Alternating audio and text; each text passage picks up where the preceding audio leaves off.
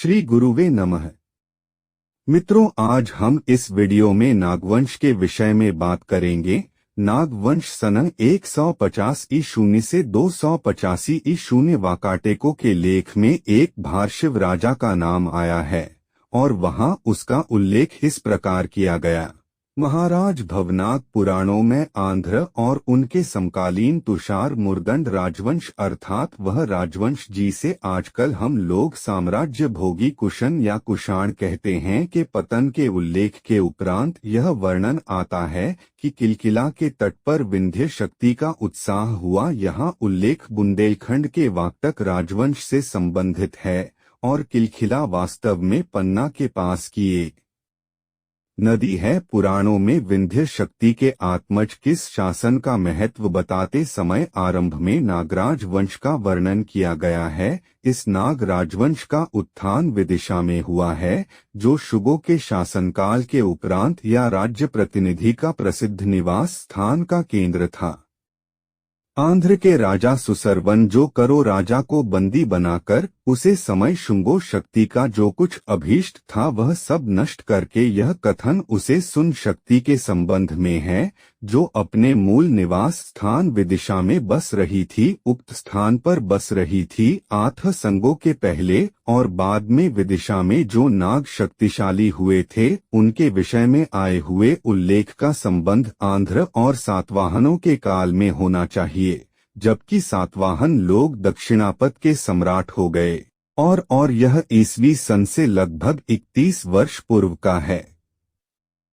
पौराणिक वंशावली के अनुसार नागवंश में ईसा पूर्व 31 से पहले नीचे लिखे राजा हुए थे। पहले शेष नागों के राजा जो अपने शत्रु की राजधानी सुरपुर या इंद्रपुर जो आजकल बुलंदशहर के जिले के इंदौर खेड़ा के नाम से प्रसिद्ध है पर विजय प्राप्त करने बने, जहां से उसे कल के बहुत से सिक्के पाए गए हैं। मथुरा वाले सिक्के कहलाते हैं। शेषनाग सम्राट उत्तराधिकारी भोगिन राजा हुए। भोगिन के पश्चात रामचंद्र चंद्राशु जो राजा शेषनाग के पुत्र थे। नखवान अर्थात नहपान यहाँ ध्यान रखने योग्य बात है, विष्णु पुराण में यह नाम सूची में नहीं है। इसका कारण यह जान पड़ता है कि लोग इसे नाग वंश का ना समझ ले। धनवम्मन या विष्णु पुराण के अनुसार धर्मवर्मन वायु पुराण और ब्रह्मांड पुराण में बांगर नाम नहीं दिया गया, केवल यह कागा कि यह चौथा उत्तराधिकारी था, अर्थात शेष की चौथी पीढ़ी में था। सम्मत धर्म शेष की तीसरी पीढ़ी में अथवा तीसरा उत्तराधिकारी था।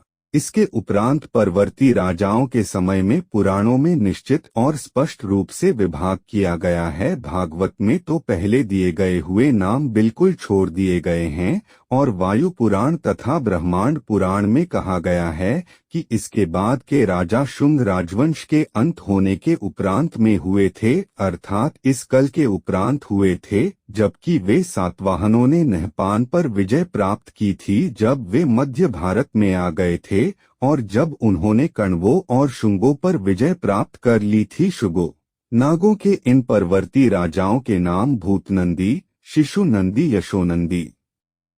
शिशुनंदी का छोटा भाई था। से पहले यहाँ हम यह बात समझ रखनी चाहिए कि वायु पुराण में इन वैदिश नागों को वृष अर्थात शिव का सांड या नंदी कहा गया है और शुंग राजवंश का अंत होने पर जो राजा हुए उनके नाम के अंत में नंदी। मित्रों, अगर यह वीडियो आपको अच्छी लगी हो तो कृपया इसे लाइक और शेयर करें और इस चैनल को सब्सक्राइब करें। धन्यवाद।